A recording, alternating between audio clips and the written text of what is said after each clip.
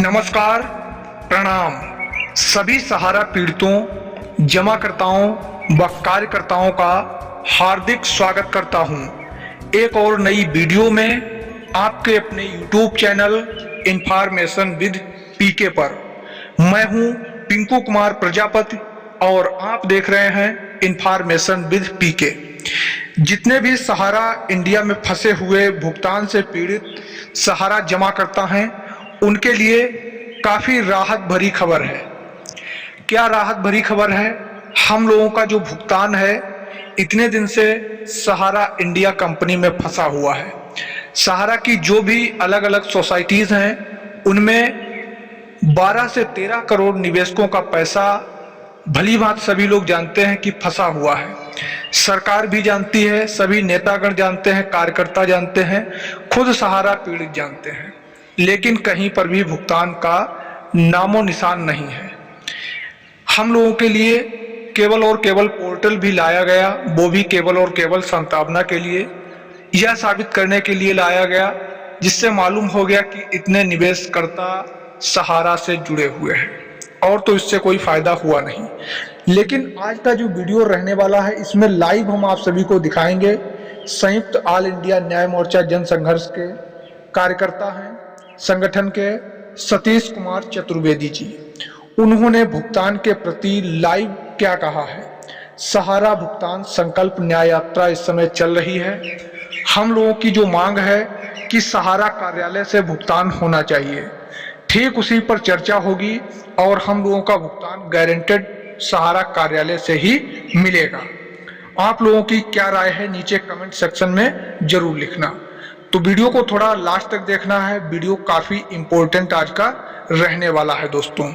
दिल्ली के high court में सहारा के डबल बेंच में सहारा की 2 कंपनियों का केस लिस्टिंग हुआ था, उस पर भी कहीं भी सुनवाई नहीं मिली। इसकी भी अगली डेट मिली हुई है। ये तो सभी लोग जानते हैं, काफी पुरानी खबर है, लेकिन हम मेन टॉपिक पर चलते हैं और वीडियो को स्टार्ट करने का प्रयास करते हैं। तब तक आप लोग जो है चैनल को सब्सक्राइब कर लीजिएगा और बेल आइकन को प्रेस कर ऑल पर जरूर सिलेक्ट कर लीजिएगा ताकि हर वीडियो का नोटिफिकेशन आपके पास पहुंच सके। वीडियो को लाइक कर दीजिएगा। हम सीधे लाइव आप सभी को दिखाते हैं दोस्तों। ये सर एक छोटी सी आपको बात बता दें कि पल्स कंपनी एक हुआ करती थी और वो 2014 से बंद हो गई। उसमें लूडा कमेटी गठित हुआ और उसमें आदेश सुप्रीम कोर्ट ने किया कि आप इसका भुगतान कर दें। तो 2014 से लेकर 2024 तक आज 19,999 तक ही पेमेंट हो पाया, ऊपर पेमेंट नहीं हुआ क्योंकि वहां संगठन उसके साथ नहीं था और पब्लिक की तरफ से कोई एडवोकेट अधिवक्ता खड़ा भी नहीं हुआ और पीआईएल दाखिल भी नहीं हुआ। अब हम अपने प्रश्न पर आते हैं। जो कई यूट्यूबर भाई हमारे जो कह रहे हैं, मैं स्पष्ट यहां करना चाहता हूं कि पहली बात तो यह है कि सेबी और सहारा का जो विवाद चला उसमें पब्लिक की तरफ से कोई अधिवक्ता नहीं था और वो पीआईएल नहीं थी। यहां मैं स्पष्ट करना चाहता हूं, वो पीआईएल नहीं थी।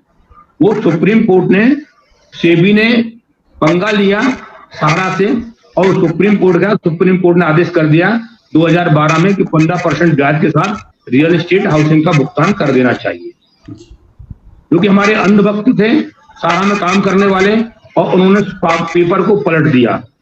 तो ये पहली बात मैं स्पष्ट यहाँ करना चाहता हूं, वो पीआईएल नहीं थी। अगर कोई वो व्यक्ति कह रहा है तो गलत कह रहा है और भ्रमित कर रहा है। अब हम आते हैं यहाँ पे दूसरे प्रश्न पर कि लोग कह रहे हैं कि पीआईएल नहीं लग सकती और पीआईएल लगाने गए तो वो रेट लग गई, रेट याचिका लग गई। मैं इस बात पर भी इसलिए ज्यादा नहीं जाना चाहता। उन्होंने कोशिश की होगी, लेकिन हम उस पीआईएल को इसीलिए नहीं मान सकते कि वो रेट में 17 मेंबर अटैच हैं। पीआईएल में मेंबर अटैच नहीं होते। पीआईएल जो यूनियन लगाता है या संगठन लगाता है सिर्फ उसी का नाम होता है जी, या जो संगठन चला रहा है, राष्ट्रीय अध्यक्ष है या वो संगठन को पूरी देखभाल कर रहा है, वो अपने वकालतनामा पर साइन करता है। जहां तक हम संज्ञान में है और हमने अपने वकील साहब से बातचीत किया है। कई लोग कह रहे हैं कि ये लोग बिजनेस कर रहे हैं, धंधा कर रहे हैं, तो मैं ऐसे लोगों से कहना चाहता हूं पीआईएल के संदर्भ में मान लीजिएगा कि नागेंद्र कुशवाहा जी ने रेट पिटीशन लगाया, मान लिया, लेकिन वो लोगों को इंटरवियर करेंगे, उसमें लोगों को जोड़ेंगे, ये उनका दिशा निर्देश है उनके वकील का। मैं तो इसमें उस विषय में कुछ नहीं कहूंगा, लेकिन हाँ इतना जरूर कह सकता हूं कि उन्होंने लड़ाई लड़ करके संयुक्त ऑल इंडिया जन आंदोलन संघर्ष न्याय मोर्चा के साथ खड़े हुए, उन्होंने लड़ाई लड़ना सीखा संगठन के साथ, और लीगल भी वो हमारे साथ गए। जाने के बाद हमारी बातचीत हुआ, लेकिन उनको ऐसा लगा हमसे कुछ, तो उन्होंने जाकर के अलग संगठन बनाया और संगठन बनाकर उन्होंने रेट याचिका लगा दी। मैं मानता हूं, मैं दोष नहीं देना चाहता, बट वो सुप्रीम कोर्ट तक तो गए ना, वो सिंगल गए, लेकिन जो लोग रोकना चाह रहे हैं कि आंदोलन करिए और रेट पिटीशन या पीआईएल नहीं लग सकती, मैं ऐसे अधिवक्ता से या ऐसे यूट्यूबर भाई से या जो बैनर लगा करके अपना लोगों को भ्रमित कर रहे हैं, मैं उनको आगाह करना चाहता हूं, क्या श्रीमान जी आज दिन तक आपने किसी संगठन के साथ आंदोलन में खड़े हुए? क्या एक जिले से दूसरे जिले गए? क्या एक राज्य से दूसरे राज्य तक गए? अगर इतनी आपके अंदर हिम्मत थी तो आपको आंदोलन जबरदस्त करना चाहिए। किसने आपको रोका? चक्का जाम करना चाहिए, भूख हड़ताल करना चाहिए। हाँ, मैं मानता हूं कि हमारे अंदर इतनी शक्ति नहीं है, क्षमता नहीं है पैसा खर्च करने की, तो हमको सबसे सहयोग लेना हमारी मजबूरी है, क्योंकि हम आंदोलन भी करेंगे तो टेंट लगाएंगे तो कहां से लगाएंगे, पानी की व्यवस्था करेंगे तो कहां से करेंगे, माइक लगाएंगे तो कहां से करेंगे।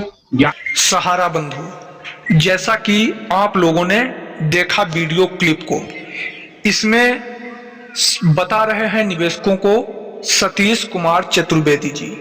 शायद आप इनसे परिचित भी होंगे, इनके चेहरे से परिचित होंगे, सुना होगा। संयुक्त ऑल इंडिया न्याय मोर्चा जनसंघर्ष एक संगठन है जिसके राष्ट्रीय सचिव अभयदेव शुक्ल हैं, और ये भी उसी के दूसरे नंबर पर कार्यकर्ता कह लें या उप सचिव कह लें, तो उन्हीं में से ये भी हैं। इन्होंने क्या भुगतान को लेकर बताया है कि जनहित याचिका 100% लगेगी, तभी हम लोगों का भुगतान मिलेगा। दिल्ली के हाई कोर्ट में सहारा के डबल बेंच में सहारा की 2 कंपनियों का केस लिस्टिंग हुआ था।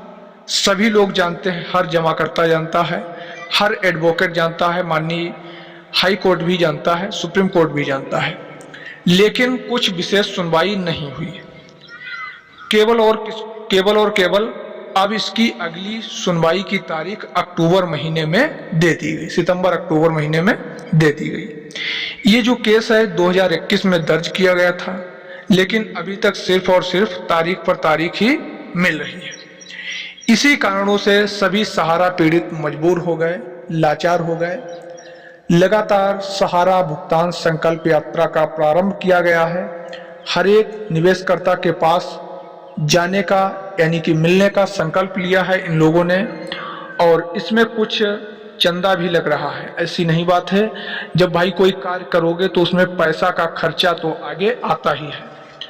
वो तो अपने स्वेच्छा के अनुसार जो कुछ भी लगता हो या चार्ज भी हो, उसके लिए मैं नहीं बता सकता हूँ।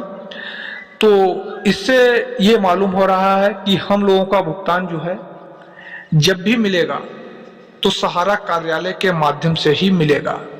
थोड़ा हम लोगों को धैर्य रखना पड़ेगा इसके लिए, अगर भुगतान लेना है तो। इसीलिए हमने सोचा आज के इस वीडियो में थोड़ा आप सभी को लाइव कन्वर्सेशन दिखा दें, किस प्रकार से सहारा इंडिया भुगतान के मामले को लेकर सुनवाई चल रही है। तो वीडियो कैसा लगा नीचे कमेंट सेक्शन में जरूर लिखें। मिलते हैं फिर नेक्स्ट नए वीडियो में, तब तक के लिए जय हिंद, नमस्कार दोस्तों।